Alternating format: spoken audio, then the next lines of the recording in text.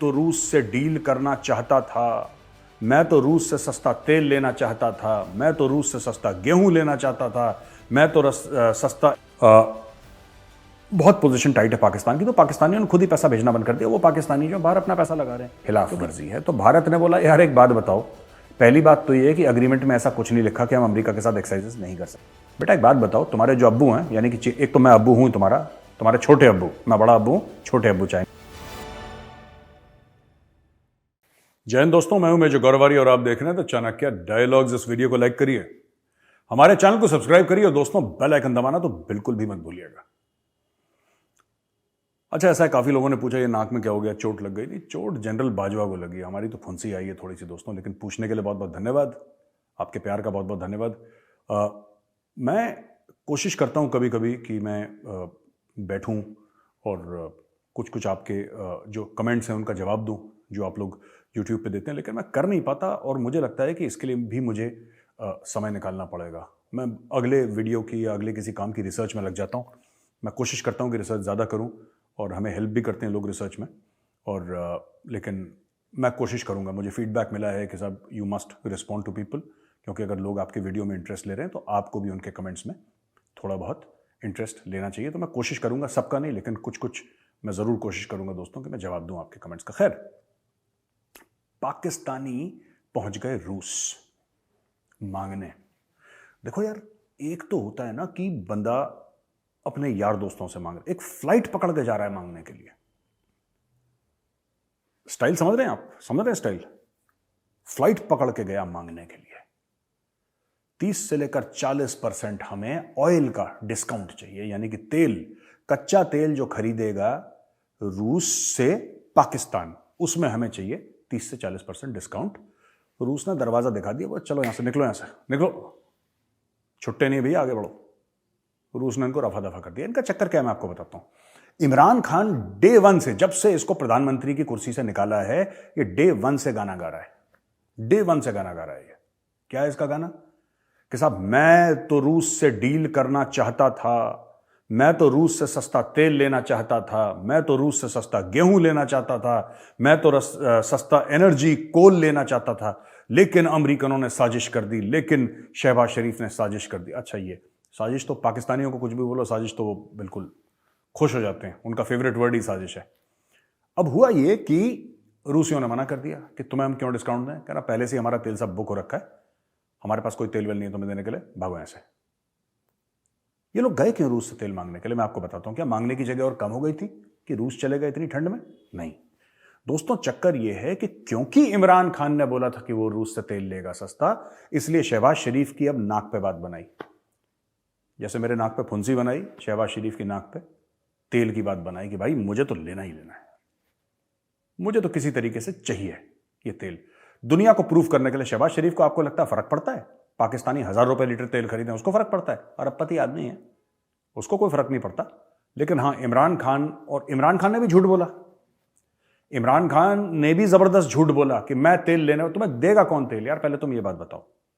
अब इमरान खान के जितने भी फॉलोअर हैं पता है क्या बोलेंगे इसमें, और बोल भी रहे हैं, सोशल मीडिया पे बात शुरू हो गई कि अगर इमरान खान होता तो उसको तेल दे देते रूसी, कभी मना नहीं करते, है ना इमरान खान। क्योंकि इमरान खान, रूसी भी देख रहे हैं कि कौन सच्चा है कौन झूठा है। अरे रूसियों को क्या फर्क पड़ता है यार कौन सच्चा है कौन झूठा है? तुम लोग कहते हो इमरान सच्चा है, हम मान लेते हैं, तुम कहते हो शहबाज झूठा है, ठीक है।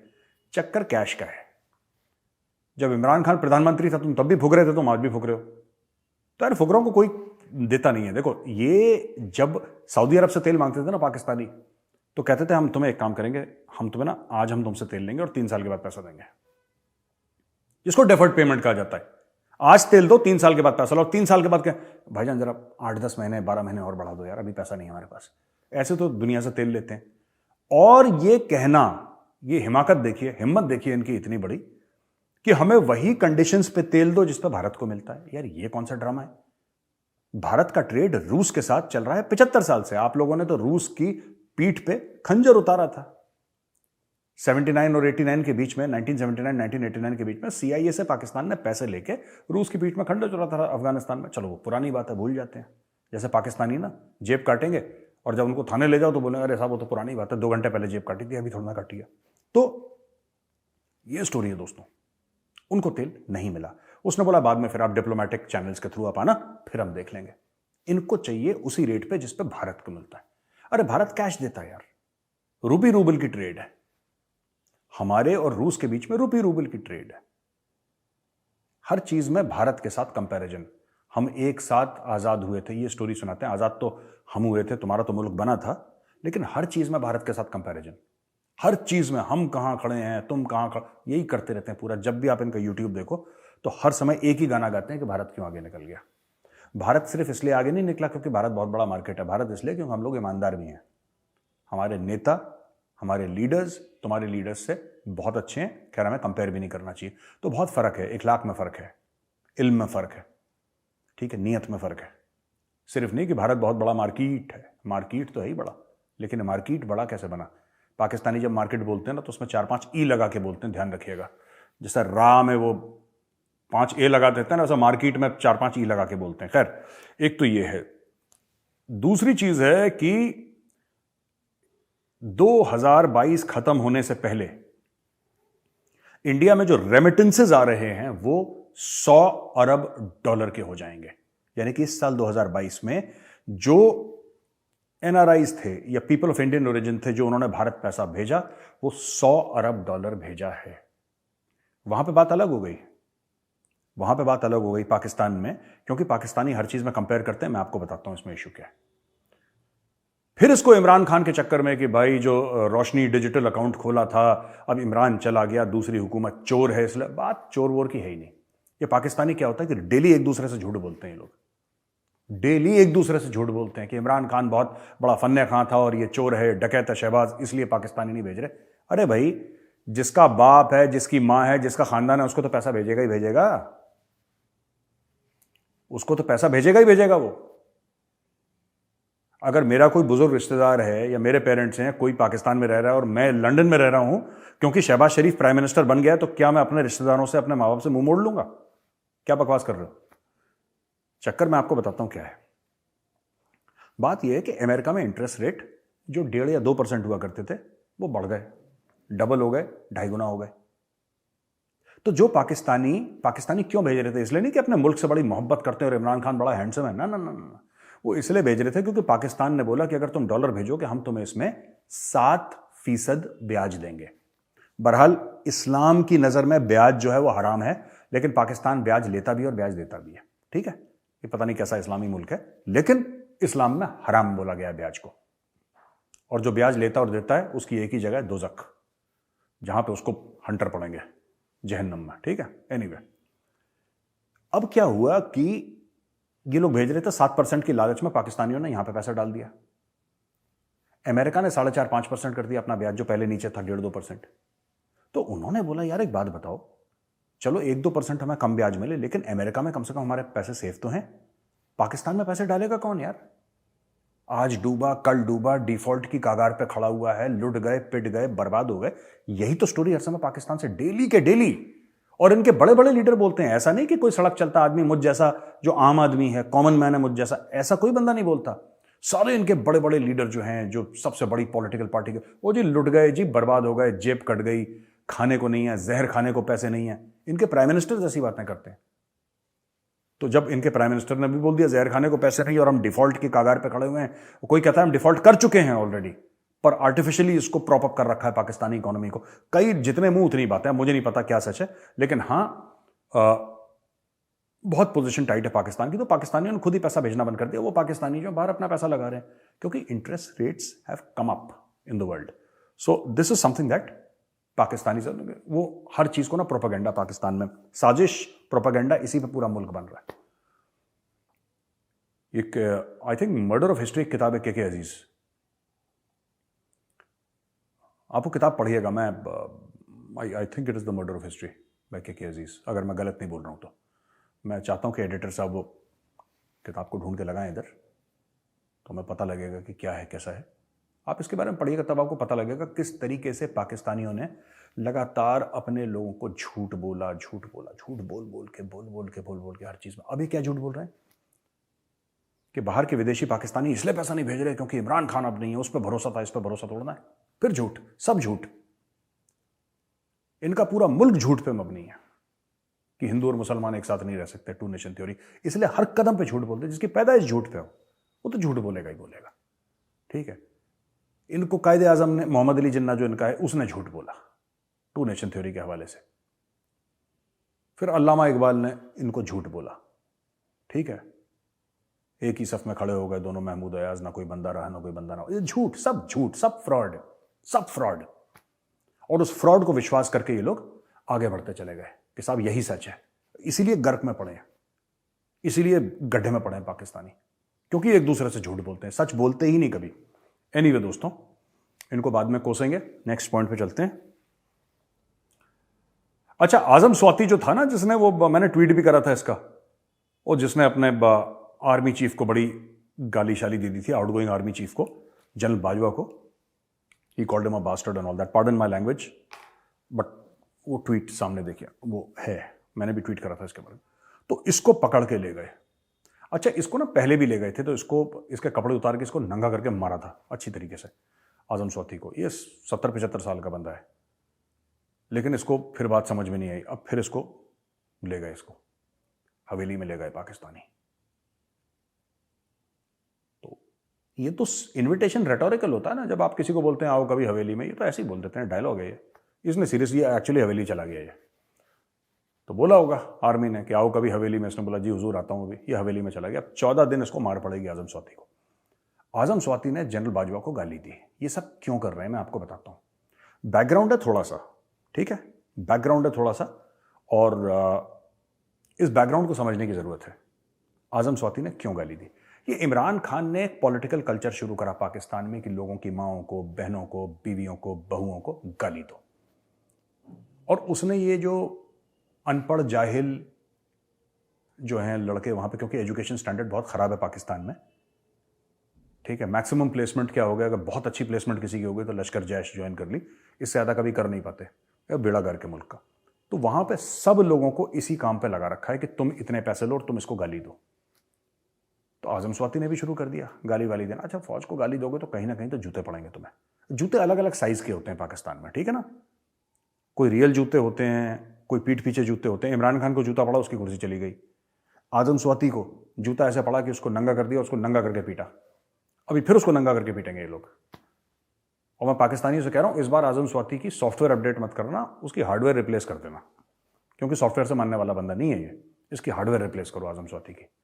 How can you abuse the army chief? ठीक है, बाजवा हमारा दुश्मन है, अलग बात है, ठीक है, Bajwa is our enemy, general Bajwa enemy है, पाकिस्तानी फौज हमारी दुश्मन है, लेकिन आप अपने आर्मी चीफ को खुद गाली दे रहे हैं, ठीक है। और मैं खुद पाकिस्तानी फौज को कोई, बिल्कुल मैं तो उसके एब्सोल्युटली अगेंस्ट हूं, राइट, लेकिन ठीक है, पाकिस्तान के लिए ठीक है, पाकिस्तान के लिए पाकिस्तानी फौज ठीक है। अब आजम स्वाति को मजे, जिसको ना तवे में हल्के तेल में उसको कुरकुरा करके खस्ता, उसका अभी उसकी ट्रीटमेंट हो रही होगी आजम स्वाति की। इमरान खान ने एक ऐसा कल्चर दे दिया कि कोई अपने बीवी बच्चों के साथ शॉपिंग मॉल में है, किसी रेस्टोरेंट में है, तो वहां पे आके लोग उसको गाली दें, चोर चोर चोर। ये इमरान खान ने कल्चर शुरू करा। इसने खाने काबा में लोगों को नहीं छोड़ा ना, मक्का में इसने कहीं नहीं छोड़ा लोगों को। अब लोग इसको नहीं छोड़ रहे, अब इसके पीछे पड़ गए, और धीरे धीरे करके इमरान खान के ऊपर भी दोस्तों केसेस लगेंगे बड़े बड़े। 4-5 तो इसके ऊपर तोशाखाना के केस हैं, सिर्फ तोशाखाना, वो घड़ी चोरी के, वो 4-5 केस हैं इसके ऊपर। और इसके ऊपर इतने केस लगेंगे कि इमरान खान का घर से बाहर निकलना नामुमकिन हो जाएगा। और इमरान खान को ऐसा क्यों लगता है? देखो, मेरी एक पीटीआई के बंदे से बातचीत है, मैं आपको सच बात बताता हूँ, ठीक है, and he is a senior person, और मुझसे उम्र में बड़े हैं। मैंने बोला कि सर वो बड़े इमरान खान के फ़ैन कि नहीं, कब आएगा इमरान, बनेगा नया पाकिस्तान? बोला कुछ नहीं बनेगा, कख नहीं बनना इनका। बोला सर आप ऐसा क्यों कर रहे हो? आपको पता है जो पाकिस्तान में इलेक्शंस है ना, पाकिस्तान में जो चुनाव हैं, अब वो अगले साल अगस्त के बाद होंगे, और उनको एक चाबी मिल गई कि हम 6 महीने और इसको मुलतवी कर सकते हैं, 6 महीने और इसको पोस्टपोन कर सकते हैं चुनाव को। तो भैया अगर आप 6 महीने चुनाव को पोस्टपोन कर सकते हो, if you can postpone the elections by 6 months मोर, 6 months कहां से शुरू हुए? आपके अगस्त 2023 के बाद। और अव्वल तो इनके पास पैसे नहीं है चुनाव करने के लिए, they don't have the money for elections. Election में पैसा लगता है ना, बहुत अरबों रुपए लगते हैं, they don't have the money. खैर चलो, इनके पास पैसा आ गया, इन्होंने मांग के कहीं से भीख शीख मांगी और इलेक्शन करवा भी लिए। मैं आपको बता रहा हूं, अभी से लेकर अगले साल आप देख लेना, करीब 10 महीने और हैं चुनाव में इनके, मान के चलिए, मैं बोल रहा हूं करीब 9-10 महीने कहीं नहीं गए।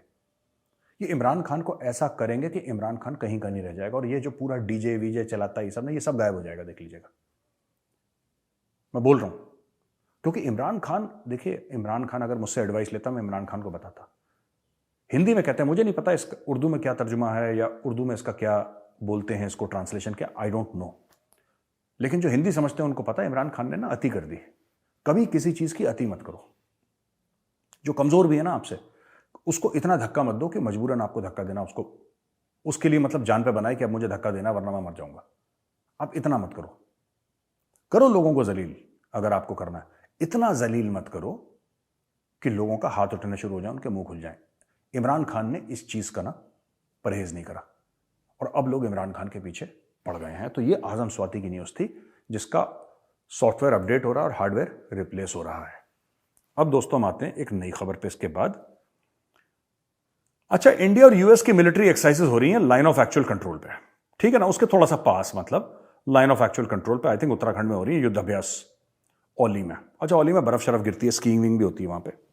तो चाइना ने बड़ा ऑब्जेक्ट करा कि नहीं साहब आप ऐसे नहीं कर सकते और आप नहीं कर सकते। तो इंडिया ने भी स्टोरी सुना दी चाइना को कि भाई हमने आपको ना कोई वीटो पावर नहीं दे रखा, हमने आपको इतना हक नहीं दे रखा कि आप अपनी चोंच खोलें इस मामले में और अपनी राय व्यक्त करें, क्योंकि आपकी राय की आवश्यकता नहीं है।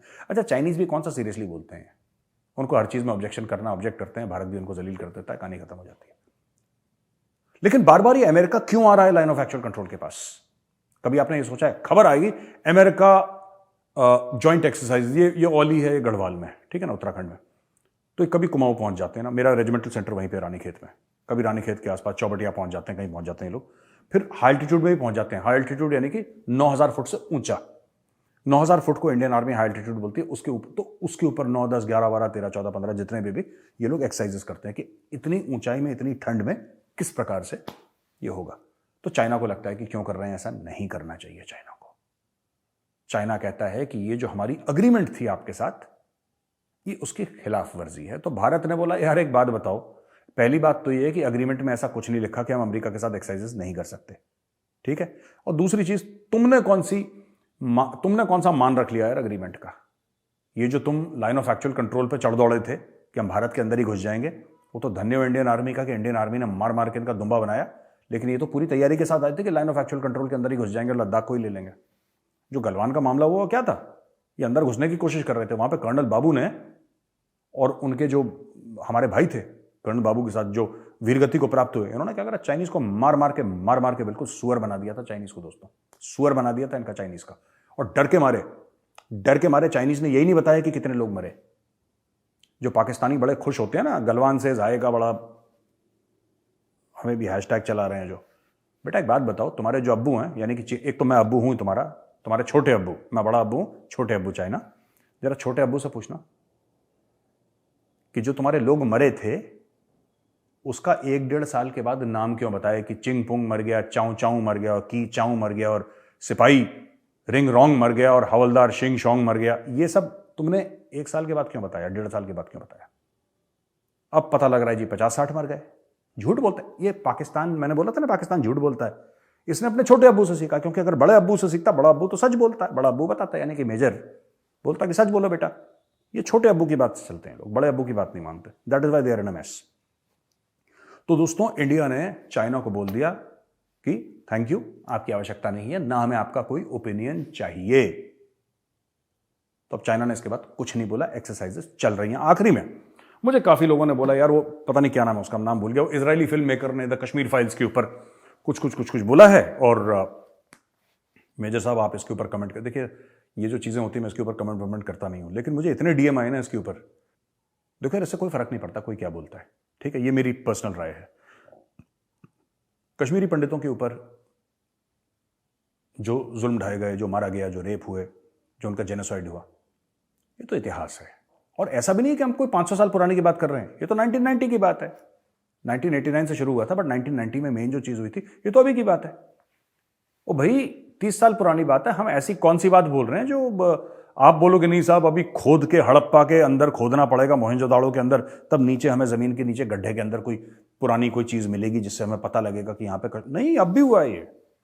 मीडिया ने इसको कवर करा है, दुनिया ने देखा है, इंडियन आर्मी ने देखा है, सब ने देखा है। तो कोई आके इजराइल से ये बोले कि नहीं साहब ये नहीं हुआ था रियान, भाई इसकी जीरो वैल्यू है।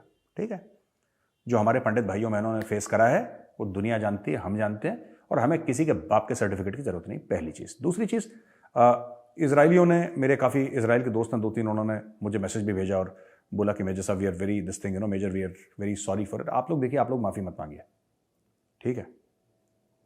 मैं इजरायली भाइयों बहनों से कहूँगा, you need not apologise, you have been India's greatest friends. अगर भारत का कोई सचमुच दोस्त रहा है तो इजराइल रहा है और रूस रहा है। तो I don't think the Israelis should say sorry. I know you're saying sorry because of good faith and because, your parents gave you good manners and you've been brought up well, which is why you're saying sorry, which is the right thing to do. But I just want to tell my Israeli friends, and I'm saying this in English because I just want to tell my Israeli friends that you did not say sorry. You have stood by India when nobody stood by India. Right? You supported us when nobody supported us. You even supported us when we did not even recognize you. Because we thought that if we recognize the state of Israel, people would be upset with us. Even then, you supported us unequivocally. So I just want to say thank you to all my Israeli friends. And don't worry, if you have one bad apple, if you keep on counting the number of people in India who have the same opinion as that film director, it is more than the entire population of Israel. So if you have one bad apple, nothing to feel sorry about. We have a whole orchard of bad apples here, right? And we have to face these idiots every day. So I don't think the Israelis or the Israeli people should apologize for anything. You have nothing to be sorry about. And this one sick person, let's just ignore him. और जो हमारे पंडित भाई बहन हैं, उन्होंने क्या face करा है, हमें किसी के बाप की सर्टिफिकेट की जरूरत नहीं है। वो हमें पता है कि उन्होंने क्या फेस करा है, और हम डील भी कर लेंगे उनके साथ, और पंडित भी डील कर रहे हैं, बहादुरी के साथ डील कर रहे हैं। ठीक है, तो दोस्तों यहाँ पे ये वीडियो ख़त्म होता है। बहुत बहुत धन्यवाद आपका। इस वीडियो को लाइक करिए, हमारे चैनल को सब्सक्राइब करिए, बेल आइकन दबाना बिल्कुल मत भूलिएगा। जय हिंद।